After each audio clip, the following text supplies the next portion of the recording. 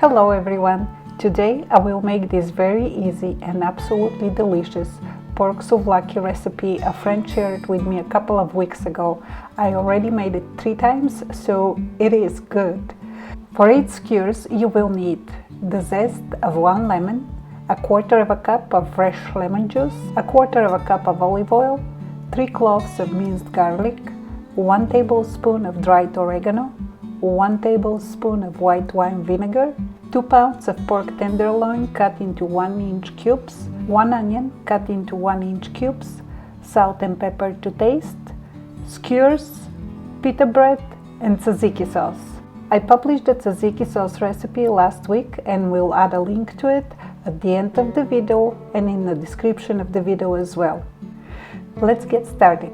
In a large bowl, combine the lemon zest, the lemon juice, the olive oil, the minced garlic, the oregano, and the white wine vinegar. Combine all the ingredients well and add the cubed pork tenderloin.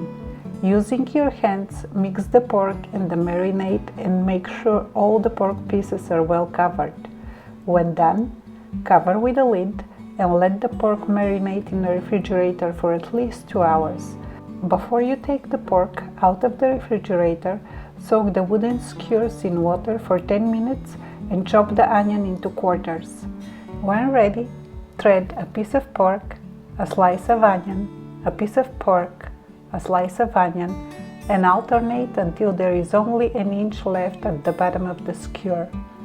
About halfway through, start preheating the grill to 400 degrees Fahrenheit. When finished, arrange the skewers on the grill, close the lid, and grill for about 12 minutes. I like to set a 3-minute timer or reminder and rotate the skewers 4 times to make sure they're evenly cooked on all sides. And this is about the time when I season them with salt and pepper. Take a look at those pork skewers. They're so wonderful when they're done. I would have never thought to marinate pork with lemon, but that was probably the best pork skewer I've ever had. Anyway, once the pork is cool enough to handle, peel it off the skewer on a warm pita bread, add a generous amount of tzatziki sauce, and enjoy. I try to stay away from bread, and the last time we only had the pork with tzatziki sauce and it was just as good. I hope you tried this recipe and most importantly, I hope you like it. If you have any questions, please leave a comment, and if you're new to my channel, please consider subscribing. As always, thank you so much for watching. I love you all. Goodbye.